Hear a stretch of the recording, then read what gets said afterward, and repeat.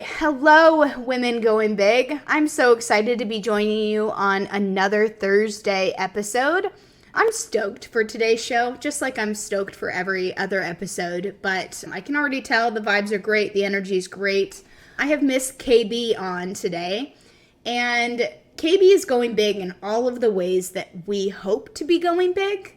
She's done some really amazing things based on her Instagram feed, which you can go check out at the link in the show notes. But we're going to talk more about that. But first, KB, how are you going big? Well, hi everyone. Hi, Krista. Thank you for having me. I'm so excited to be here today. I am going big. Well, I always said 2024 is going to be my year. And I feel like I'm kind of grabbing it and taking hold of it and going full on with it. So there's been a lot going on. I actually applied for a entrepreneurial boot camp, a week-long entrepreneurial boot camp, which was being filmed for a reality TV show that will be airing on Amazon Prime soon. I don't know the details of it, but it will be airing soon. I also am writing this year. I'm also writing my first solo book about my life, my experiences, what I've gone through, what I've overcome. And part of that also, I am also with the same publication company. I am part of a series, another docu-series about women and how they've overcome adversity and things like that. So and on top of it, I'm a one woman show. I have my own company and I'm doing vendor pop ups and making my clothing, my designs, things like that. So lots of going on in 2024, but I'm excited. I'm here for it all. I'm trying to take it in strides because, you can totally get overwhelmed putting too much on your plate, but I'm excited for it all. It sounds like it, and I can see it in your face, I can hear it in your voice, but I'm really, really curious because things like this don't happen overnight. And one thing that I really like to explore here is the journey to get where we are because it's usually there's many layers, right? There's foundations that we've built on, there's beliefs that we've had to set up. Let's start from the beginning. Tell me about what started this journey for you. It's kind of crazy, but I grew up in the restaurant industry. My dad was a serial entrepreneur. So I was always around, him having his own business. My mom was an artist, a muralist. So she actually did the graphics and things like that for his businesses. But she always put her dreams aside to fulfill his. So this is kind of what I saw growing up.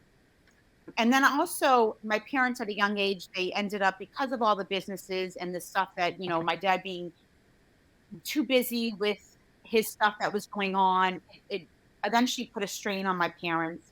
They divorced when I was at a young age. And I ended up taking some of that blame on myself, which then led for me to have eating disorders. I self sabotaged. I had traumatic experiences. I got into drugs and so it ended up getting to that point where I totally had like no self-worth, no self-esteem, low body image, just all the above. And I was really down on myself. And this was like this for years. I ended up going to college, graduating college with all these problems still, but kind of trying to face it as I could and best as I could. Then I ended up moving to New York City just to get away. I had a traumatic loss. I lost my baby girl. So I ended up picking up from there. And I said, I just need a fresh start and I need a new outlet and I just needed to get out. I ended up moving to New York City. And there I met my husband. But in the same time, I still wasn't happy because I was not dealing with what I've gone through as far as grief and loss and things like that. And just all the blame and the guilt that I felt, shame, and just, I still wasn't happy, even though I kind of escaped all of these things. Mentally, I wasn't happy. And mentally, I wasn't dealing with it, so to speak. It ended up being where I got in a full blown drug addiction when I was in New York. And then at a time, I had a scare where I literally felt like I was sitting in a cab ride home on my way home from work, and I literally could feel my heart coming out of my chest. I just felt like I was having like heart palpitations, and It was just so much that right then and there, I quit cold turkey. I stopped using drugs. I finally was starting to feel a little bit like myself again. And I ended up moving up to Massachusetts with my husband so he can open up his own restaurant. Down the road, trying to find work and all this stuff, and, trying to help, support paying the bills while he was building his restaurant. I ended up picking up a job at a local hospital that I needed something because it was a paycheck, right? It wasn't what I really wanted to do. I was always into fashion. I always loved fashion and things like that. And this wasn't what I wanted to do, but it was what was paying the bills at the time. So I did that for about 8 years. And again, still living this kind of lie of like not being happy and not being like fulfilling what I want to do. Like I knew this was not what my dream was or my passion, but I did it because it needed to be done. It was something, it was the only job that was hiring me. So I said, okay, I guess that's what we're going to do. I ended up one day after 8 years, I said, enough is enough of this. I ended up quitting that position. And there was stuff going on too, where it was just not, you weren't being appreciative and things like that. And again, I needed to get out. So I ended up quitting that position, and I started a fashion blog. And this is kind of what I wanted to do. And everybody was like, well, you should do this. And I was kind of nervous at first because I wasn't sure where to go with it, but especially because confident wise, I was still kind of struggling with my confidence and my body issues and things like that. And it ended up being where I said, one day I just said, screw it, let's do it. I'm going all in. I started my blog and everybody loved it. And then from there with my blog, I ended up starting an Instagram page. And I call it like a positivity platform, which we still are today. But I was having people just like kind of sharing my story on what I've overcome with my drug addiction and just feeling like low about myself and things like that. And I had people, strangers, reaching out to me, messaging me saying that I inspired them. And I had no idea that I was even doing this. I was just telling my story, being open. And by me talking about what I've gone through, it actually helped me in a sense in my kind of self-healing journey. And I would give like bits and pieces, but I wouldn't get into full detail. But I became like an open book on this positivity platform that I started like on Instagram. And then it got to the point where I wanted to actually incorporate my love for fashion with, inspiring people and helping them. So that's when I created my company, InspiHer Empire. And that's where we are today. So then going big, as far as I think it was last July, I ended up applying for this TV show, this reality TV show. I didn't think anything of it. Actually, I think it was before July. I didn't think anything of it. I think I saw like an ad on Facebook and I'm like, oh, I'm just going to fill it out. I don't think it's going to come out of anything, but why not? What do I ever got to lose? I ended up getting a call for, to do an interview, which I was kind of shocked about. I said, wow, okay. And then from there, I had two other calls. I had a video call, like a written interview. And then I also had like a phone call. And I said, wow, I can't believe I got chosen out of, however many people that applied. And so it ended up being where we just aired in January. So that's why I say there's stuff I can talk about it, but I can't go into too much detail because it hasn't aired yet. And at the same time, of course, while I was doing this, not thinking anything was going to come out of it, I also decided to, get in contact with this publication company to write my own story. So it was all kind of all together, all at once, just kind of diving right into it, I guess, so to speak. But yes, so it's been kind of a crazy journey, but the reason I started like my company, the reason I started to do this, the reason I'm telling my story is because for so long, I pushed it so far down into my core. I didn't talk about it. I felt ashamed. I felt like guilty. I didn't want to, even with my traumatic loss of like, losing my baby girl, I didn't want to give people, like, if people didn't talk about it, it was almost like it didn't happen.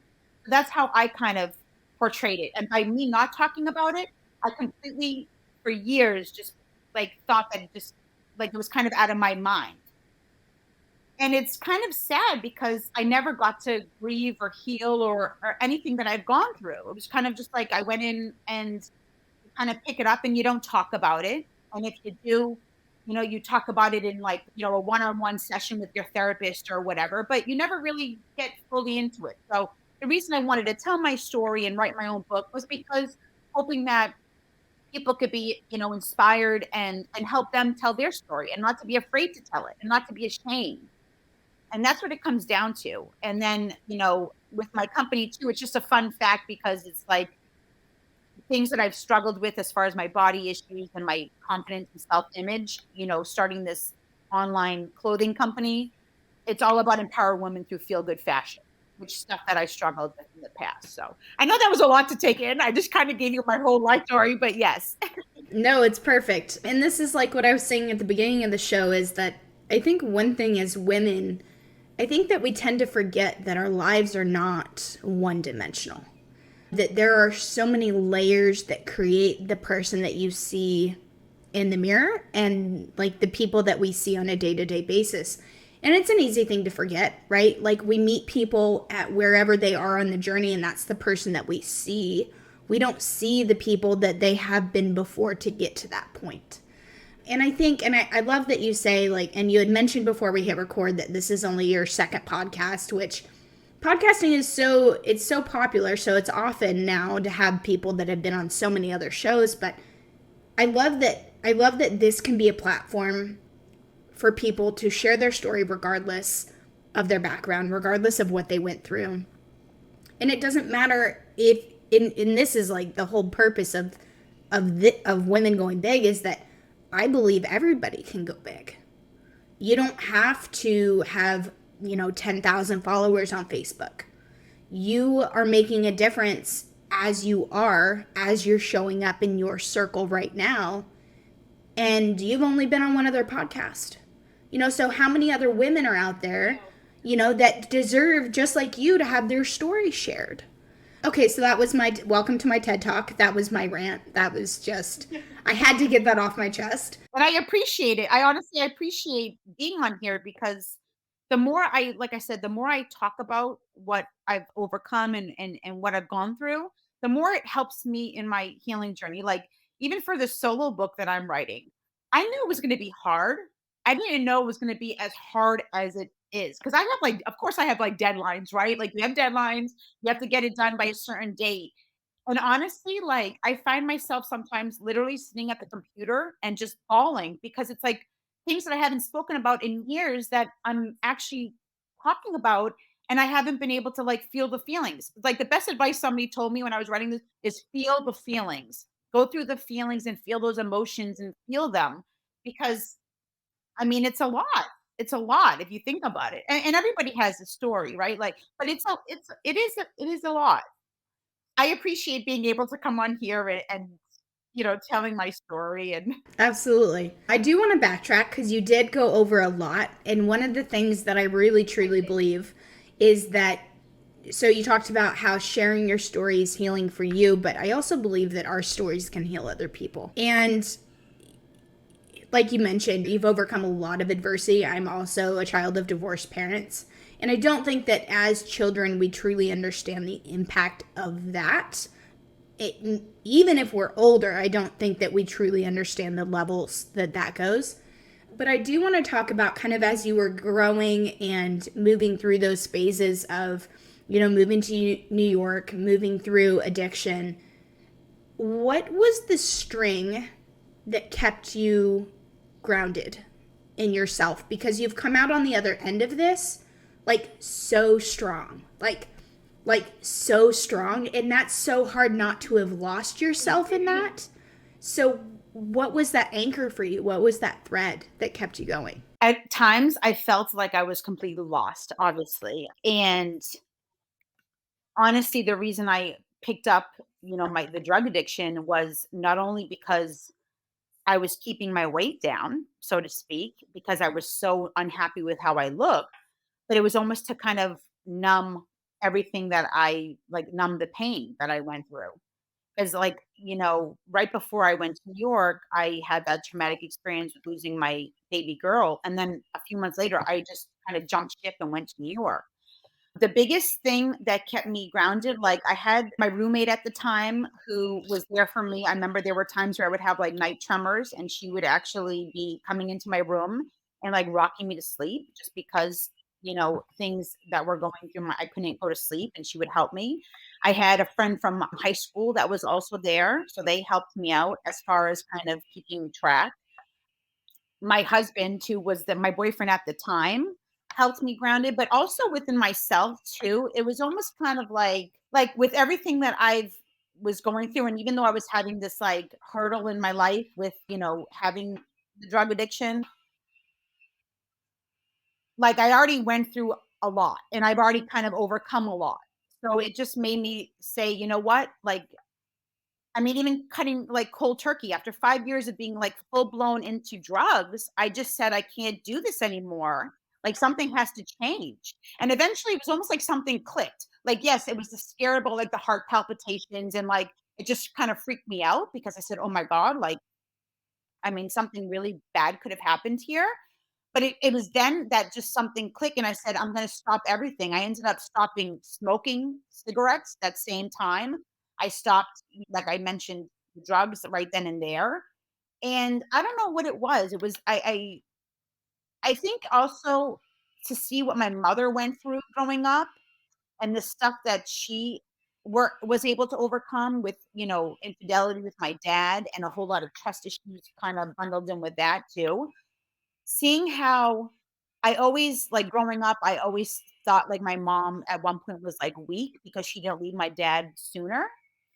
But knowing the strength that she did because that she had for me and my sisters to kind of save face and kind of protect us from what was really going on and kind of, you know, go through with what she went through and overcome that, like, that kind of also, I had my sisters as well who were kind of helping me along the way and talking to them. So it would eventually it was to the point where, like, the partying days is like, it's not worth it anymore. I'm not getting anything out of it. Like, I was just it was almost like I hit rock bottom, so to speak. And then I said, "You know what? Like, I have to change. I have to change my ways." And that's what I did. I eventually said, "You know what? I can't do this anymore. It's just not a healthy way of living. And I don't want to be doing this. Like everything that I've had to deal with in the past, like like you said, I came out stronger in the end. And it was almost like that was like my push to be like, you know what? You're so much better than this. You are so much better than this." And like I said, something just clicked, and I said, the change has to happen. So that's when it did. I think the beauty of podcasts is you never know who's listening. And I think it gives us an opportunity to send a message to somebody that might be needing it, regardless of the place of where they are in their life. And well, like what you went through, you needed so much strength to be able to decide that. And I just want to know, and I'm curious, what would you say to someone who might be struggling to find the strength in themselves to make a big decision like that? The first thing, I might get emotional, to be honest with you, because I wish I had somebody like me now back then to give myself a big hug and say, "It's okay."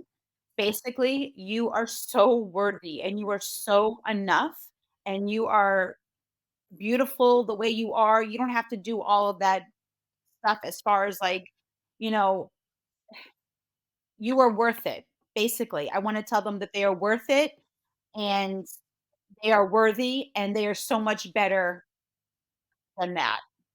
And they don't need that. They can, yeah, basically that. And I would give them a big hug. Because I would want a big, like I would give them a big hug. But that they are worthy and that they are enough is what I would want to say. And like I mentioned, they don't need to do all the stuff like I said that I've done. I mean, it took me that to get where I am today. Dealing with like stuff as far as like in school with like bullying and things like that. And just like I said, just the low self-esteem, low, like, you're beautiful the way you are. You are enough. You always been enough. You are worth it.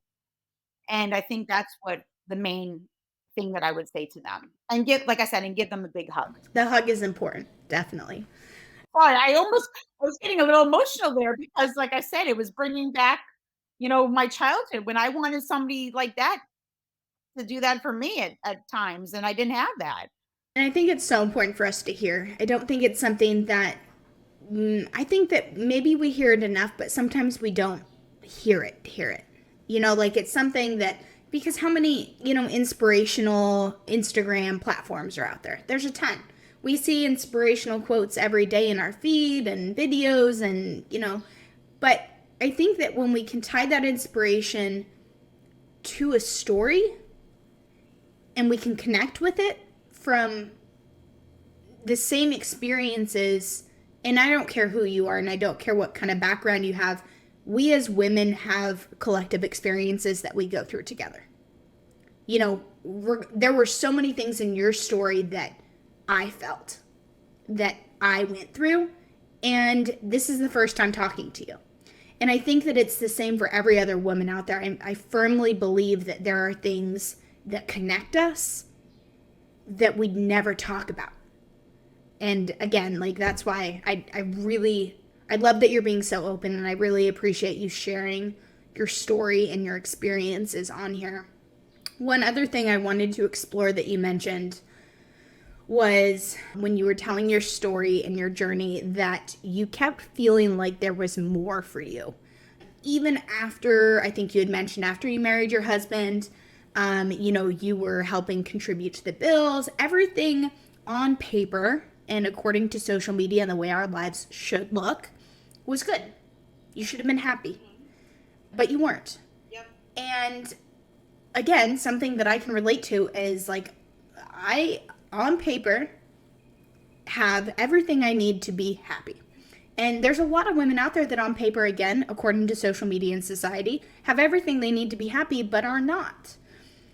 So I'm curious for you, how do I want to say this? Because it's one thing to feel that, and it's another thing to actively pursue that. Because you're kind of walking on blind faith. Like you have no clue what it is or where your end destination is supposed to be. And you have to follow this blind path of, okay, I don't know what my purpose is, but I'm going to find out. What was your experience through that? So even moving up and with my husband opening up his own restaurant and me getting that job at the hospital just to get something to pay the bills, I was still actually helping him at the restaurant also, and I still do that today. But I when I was doing that, when we first moved from New York to Boston, when he got into the restaurant, and it was almost kind of like, again, it's like history repeating itself, like him fulfilling his dream of opening up his own business, and here I am as a good wife, I should help my husband pursue blah blah blah, and always putting, but in the back burner, like I said, it was almost like I just was doing something to kind of just go with the motion, right? Going with the flow. It wasn't like we said, I wasn't happy that I wasn't doing what I wanted to be doing, right? So then it eventually got to the point where I just took the leap and I said, I'm going to just kind of go for it. And it will work out its way how it should be. I guess the good thing, if it didn't work out, I did have my husband's business, the restaurant that I could fall back on as far as like if I needed to helping paying bills, things like that. But I have to be honest with you, like creating and, designing and what I do now, and I even like to sometimes even like paint things, like it puts me into like a zen-like state. And with everything now with our world and everybody being so quick and fast and like everything is fast paced and we need that, right? Like I'm starting to learn to like take walks every morning to kind of like de-stress and kind of it's like my little like meditation to myself. But how to I've learned how to kind of do these things without having like slow down. And if I need the break, to take the break. Like I said, this year has been like nonstop since the beginning of the year. It's been kind of like just And I'm still kind of in a, I'm trying to find ways to make it where it is feasible and that I can kind of like do things without stressing myself out or burning myself out, so to speak. A lot of people in entrepreneurship, they take on so much that they end up burning themselves out and then they don't want to do anything. So I'm trying to kind of find that balance too. And there are days where, like I said, it's harder than others, especially like I said with the writing. The writing, I didn't think that it was going to be as intense as it is, but I know that these things take time, and I can't beat myself up for it. Where before in the past, I used to beat myself up for it because it's like, "Well, why can't I just do it? Why can't I figure this out? Like, come on, like, you can do that." Like, and it was almost kind of like I was saying it, but I wasn't believing it. And now it's like, if I need that time, I'm gonna take that time. And if I need that rest, I will take that rest. Like, if I need that break, I will do that. Like I just recently went to visit my mother in Florida and I took my laptop with me so I could do some writing because the beach and it just puts you into this state. But it was almost, and I did a lot of writing and I was looking through old pictures because she has a lot of our family pictures and stuff. And all these memories and stuff were getting brought up, obviously, just looking at the pictures. And like I said, it was like that feel the feelings, and I was able to do it, where before it was almost like I would kind of shun that because I didn't want people to, see me crying or or I don't wanna say bore them, but, like, I didn't wanna go through, the uncomfortableness or the awkwardness of, like, having to tell my story where they are like, "Oh, here we go again," kind of a thing. And now I'm learning that that's not the ca like, I'm learning to put myself first and make myself a priority and not worry about how people might take it. You know what I'm saying? Like, the difficult part about me writing my story is I'm talking about people that, for instance, like my father, he's still alive. He's still here. He's actually in business with my husband. He owns a restaurant with my husband. So I see him like on a daily basis. But my book, I'm talking about things that he wasn't such a great person back then, So it's like that's what I kind of struggle with too. But at the same time, I can't think of, if he reads the book, how he's gonna feel. It's like my story and, I have to kind of put I have to put myself first, basically. And that's what I've learned, to putting myself first and making myself a priority through all this. So that's the biggest thing. And that's how I can kind of keep like, you know, keep going, so to speak. That's kind of what keeps me going is, putting myself first. And then that's the main thing. I do want to touch on that some more, but going back to, so you had kind of started on that story of, you started putting yourself first. Now, when you were first starting your business, would you say that that is what really lent to, because starting a business is hard, and deciding and making the decision to stick with it is even harder. So when you first started, whether it be sharing on your Instagram platform or started with your fashion line, would you say that those are the things that you were just talking about is what got you through the initial phase of starting those? I would say so. I mean, you're right. Being an entrepreneur and owning it's not easy at all. And it's about I'm almost like 2.5 years into my business. And there were plenty of times where I wanted to throw in the towel and say, I can't do this anymore. But then the reason for me to do it and my purpose with helping and inspiring people and feeling good about themselves with, like I said, those are main things that I struggled with growing up. That pushes me forward because I know it's helping somebody else, or I'm helping, other people. And that's what kind of keeps me going. But there have been times, I'm not going to lie. I mean, it's not easy at all. There were times, blood, sweat, and tears. I wanted to throw in the towel and say, you know what? I can't. I'm just, this isn't for me. What? And then you start having like the self doubt, like, how did you think you could, do this? Like, you thought it was so easy. And I didn't know anything. I mean, I literally had an idea. I knew what I wanted to do. I knew that my purpose in life, because hearing from strangers that I was like inspiring them, like I knew that that was like my calling, and I wanted to do that as far as like helping them and making them feel good, like I said about themselves. And it was kind of like you can't give up. You can't give up for yourself. You can't give up for them. Like people are like rooting on you, like depending on you. Like you got to keep going, and that's what kind of you know, keeps me keeps me going, so to speak. But yes, it is. It's not easy at all. It's very tough, and I thought I had everything. Like I knew my business needed to work as far as like what I needed to do. I mean, I built my own website. I knew nothing about SEO. I mean, like I said, I just had the idea and I knew I wanted to execute it, but I had no idea what I was doing. And, going on this like doing that entrepreneurial boot camp, I learned so much just in that 1 week. It was mentally and physically exhausting, but it was such a life-changing experience for me, not only professionally, but for me personally. But I'm starting to implement what I learned, so it's always a learning curve, like, you're always learning as you go, and there were times where I didn't wanna start because I didn't know what I was doing, but then I said, "You know what? I can always tweak it." You can always tweak it when you can keep going and you can always tweak it, and people don't know, like, if something doesn't look right on your website or something, but other people don't know that, so it's like I'm always learning, and I'm always learning to be better than I was yesterday. And like I said, my purpose, like I mentioned, is the main thing is I love to help people and I love to inspire people. And if I could do that so they don't feel an inkling of what I felt growing up, then you know, then that makes me happy. That's what keeps me going. So Something that you had mentioned, and I was kind of picking up on. So, in the question before the last one, you were really talking about how the only, or not the only thing, but one of the things that keeps you moving forward is putting yourself first, right? Refilling your cup before filling other people's cups.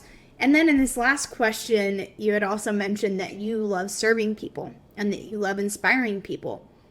Now, those are two very different sides of the coin between picking yourself and serving other people and picking other people. How do you, and I think that again, as human design really fascinates me because we do have this drive in this desire, and maybe not everybody, but I'm one of those people that I desire to serve and help other people. But for those of us that have that, we find ourselves with an empty cup very quickly and very frequently. How do you balance the two? well, I feel like, for instance, like telling my story, like I feel like not only is it helping me, but it's also helping others.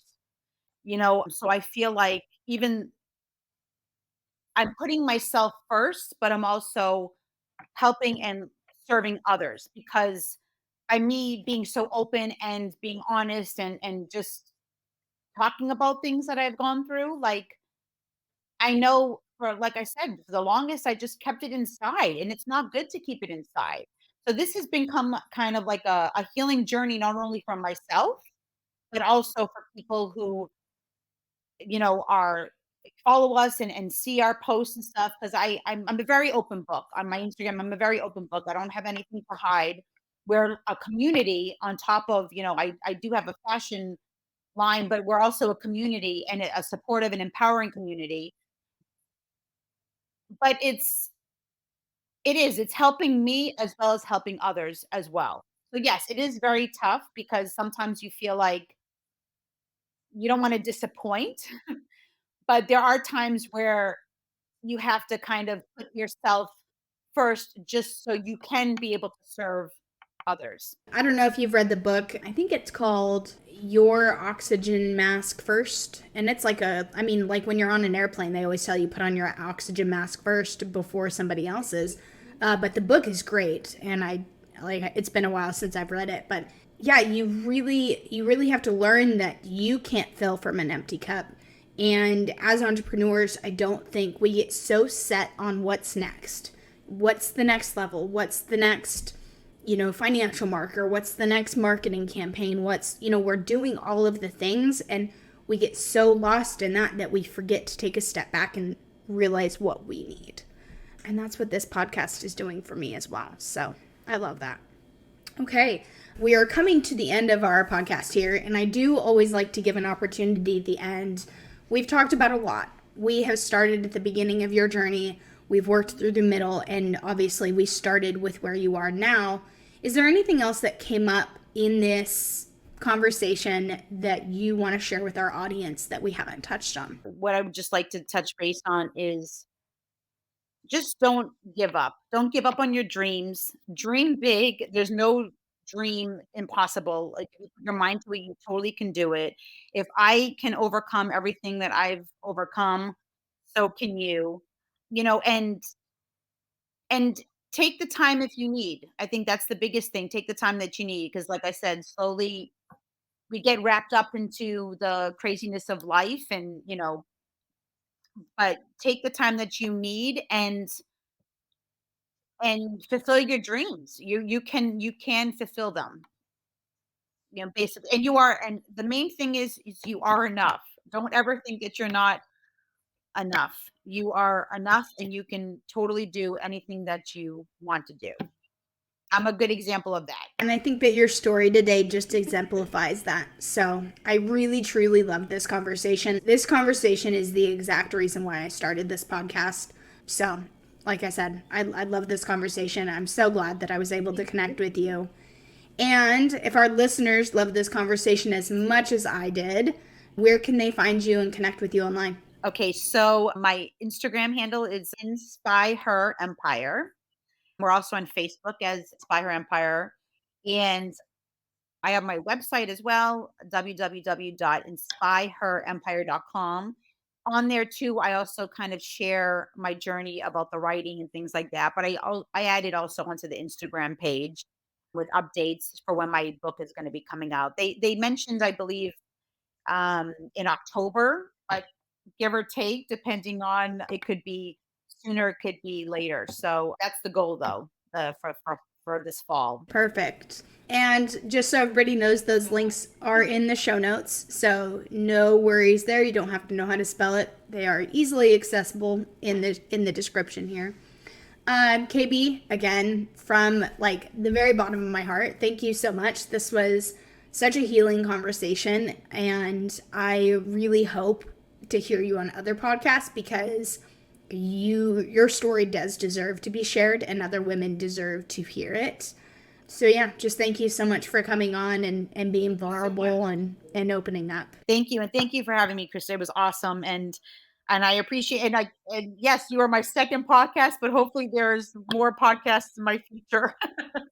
It makes me feel comfortable talking. Makes me more comfortable talking just on video or Zoom or anything like that. So this is, yes, I appreciate it, and I thank you for this conversation as well. No, absolutely. And thank you to our listeners for tuning in. If you loved this episode, make sure to tune in next Thursday. And if you really, really want to, I would love if you left me a review on Apple. So make sure to subscribe, and we will talk to you guys next week. Bye, guys.